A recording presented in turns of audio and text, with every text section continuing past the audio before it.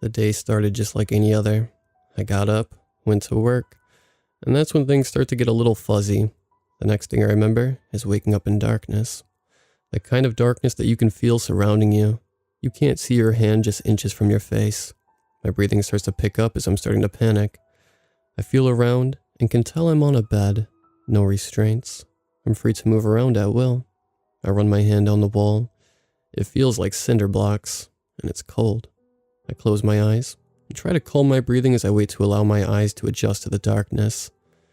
In the quiet, I can hear something stir on the other side of the room. Who's there? I get no answer. Just heavy footsteps slowly heading my way. My breathing speeds up again. Who's there? I scream once again, trying to sound threatening, but the panic in my voice is very prominent and stops me from sounding intimidating. The footsteps stop. I open my eyes and blink rapidly, hoping to speed up the process of my eyes adjusting to the darkness. The only thing I can see is the outline of a towering figure standing in the middle of the room. It raises its hand and pulls something. It was a pull string attached to a light fixture. A dull light comes on and is cutting through the darkness, illuminating the figure that was standing before me. I let out an involuntary yelp of fear as the figure was no human. A thick layer of black fur goes from the feet of the beast up to its neck. Its head was just a skull. Looked to me to be the skull of a bear. Horns are protruding from the top of the skull, twisting and curling around like a ram's horn until ending in a sharp point. Even with the thick fur, you can make out the muscular definition in its arms and chest. What do you want? Not even trying to hide my panic at that point. Who are you? Malam, the beast said in a deep, demonic voice. Okay, Malam, what do you want? Why am I here? Looking around with the light on, I now notice that I'm in my basement. Please let me go. I have a family. You will go nowhere. You will sit and listen to what I have to say and see what I have to show you. What the hell could you possibly show me in my basement? With those words, Malam starts to walk towards me. Terrified, I begin to backpedal across the bed until my back is flat against the cold cinder block wall. Please, please leave me alone, I scream. Malam reaches out his massive hand and places it on my forehead. He could have easily palmed my head like a basketball if he wanted. A flash of light fills my vision, and suddenly I find myself in the back of an SUV going down the interstate. I can't control my body. I'm just a passenger taking in the scene around me. I instantly recognize where I am. It's 2009, and my unborn daughter is having severe complications. We are going to the hospital. I put my hand on my wife's belly and feel her kick. Tears fill my eyes and start to run down my cheek. I began to cry, knowing this would be the last time I feel her kick. Another flash, and I'm at the graveyard. I'm gazing down at a teddy bear headstone. I just had to bury my daughter.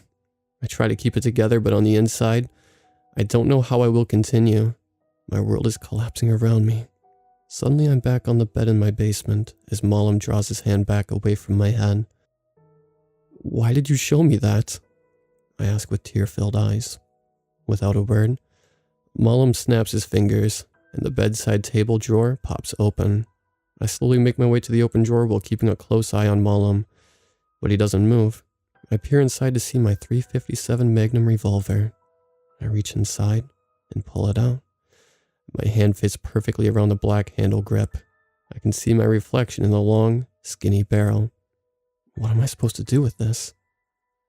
You have lived a life full of pain. What do you have to live for? Malam asks. You want me to kill myself? I'm not going to do that. In the blink of an eye, Malam is back at the bedside, placing his hand back on my head, followed by that familiar flash of light. It was like a speed round of tragedy I had experienced, a flash of light taking me from one scene to the other. It started with me walking in my grandparents' living room to see the paramedics trying to revive my grandfather, unsuccessfully. Numerous fights when I was younger over people making fun of my weight. I was not one to just sit back and take bullying. My first car wreck when I totaled a Mustang after rear-ending a truck. My cousin that I considered a brother stealing from me. It all leads up to the one thing in my life that time still hasn't been able to heal. It has been 1.5 years, and it still hurts to my core. It was last summer. 10 years after the first flashback. I'm kissing my kids on the forehead. They're crying as they get in the car with their mom. "I'll miss you, Dad." My oldest yells out before the door shuts in her face. My wife had cheated after 11 years of being together. When I walk in the house, I regain control of my body. I go to the freezer and pull out a bottle. I go flop back in my recliner, turn up the bottle of cheap Canadian whiskey. It hurts so much, but I have to put on a brave face and be strong for the kids. Now the kids are spending the week with their mom. I'll drink my pain away. How could this bitch do this to me? I say aloud to no one, but to my surprise I get a response. The deep demonic voice of Malam rings out from behind me. "You didn't pay her enough attention, so she found someone that would." I work 60 hours a week to provide for us. I did the best I could, and a relationship is a two-way street. We both have to put in an effort. I had all the same reasons to cheat as she did, but my dumb ass stayed faithful. Sometimes during my tirade, my surroundings slowly melted from my living room back to my cold, musty basement. I'm now standing in front of the only mirror in the basement hanging on the wall. My hands are shaking as I stare at the .357 Magnum. All I've done is try my hardest to be the best I can. It's never good enough. Maybe Malam is right. Unexpectedly, my reflection moves out of sync with me. All I can do is watch my reflection, raise his hand, and put the gun to his head. "What do you have to live for?" My reflection says before pulling the trigger and blowing a giant hole in his head, dropping to the ground with a thud. I turn to see Malam standing in the center of the basement. "You try so hard to get nowhere. Why do you keep going?" "You didn't show any of the good. All you showed me was the tragedy in my life. I have a great life. I have loving friends and a great family that is there for me when I need them. I went on to have 3 more wonderful children. They love me with all their heart, and I would do anything for them. That is my reason for living. I will not leave them behind." By now, the terror has left, and my blood is boiling. I scream at this monster standing in the middle of my basement. "I'll never do it. I have plenty to live for." Malam lets out a roar that sounds like a mix of a bear and a demon. I aim the .357 at him and unload. 2 bullets strike his stomach, and he lets out another roar. I continue to shoot. 3 more to his chest, and the last one connects with Malam's head, blowing a chunk of the bear-like skull off, and it drops to the floor with a clink. Malam falls to the floor. I don't give him a chance to get up before I run up the stairs and out of the basement door. As I exit the basement, a bright light fills my vision. The light hurts my eyes, but soon dissipates, and I find myself in a hospital room looking down on myself, lying in a hospital bed hooked up to numerous machines. The door opens and my dad rushes in. My mom is sitting on the chair beside the hospital bed. I have no idea how I didn't see her sitting there earlier. "He's in a coma. The doctors aren't sure if he will pull through," my mom tells my dad. They embrace and cry in each other's arms. A movement in the corner of the room catches my eye. It's Malam. I don't know what else I expected since I'm still trapped in whatever hell this is. "Why won't you die?" I scream at him as I close the gap between us. "You've tortured me with the tragedies of my past, and now, what is this? My future?" "It's your present," Malam explained. He must have seen the confusion in my face. "I'll show you." Before I can protest, he reaches out and places his hand upon my head once again, followed by the flash of light.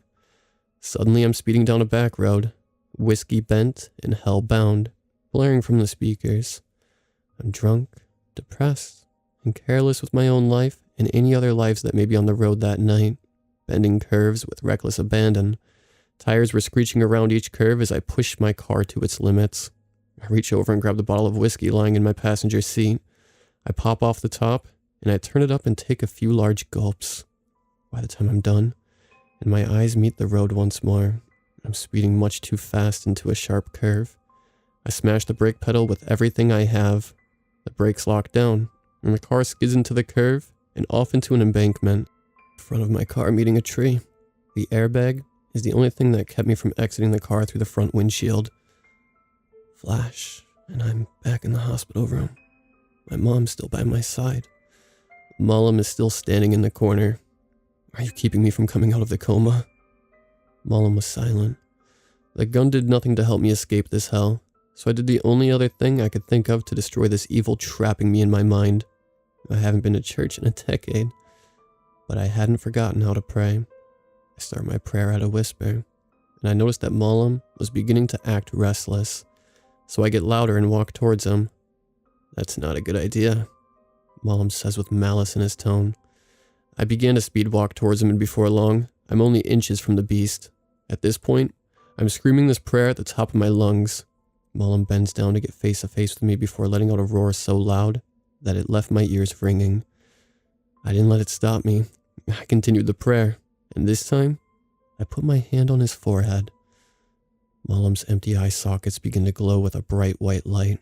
He lets out another roar, this time with a hint of pain behind it. I press my hand harder on his head and continue my prayer. Malam drops to his knees, and I finish my prayer with an amen. The white light beaming from his eyes overtakes the entire hospital room. As the light began to dissipate and my blurry vision began to clear, the light that had previously filled the room was now just a fluorescent light bulb attached to the ceiling above me. I look around to see the hospital room I had saw myself dying in. I see my mom asleep on the hospital recliner, beside the bed. Despite all the pain I was in, I couldn't keep myself from smiling. I recovered fully from my injuries. I quit smoking, cut my drinking down to socially, and will never drive drunk again. I started eating better and going to the gym as often as I can. I'm determined to turn this pathetic life around, not just for me, but my kids. Never give in to the evil inside.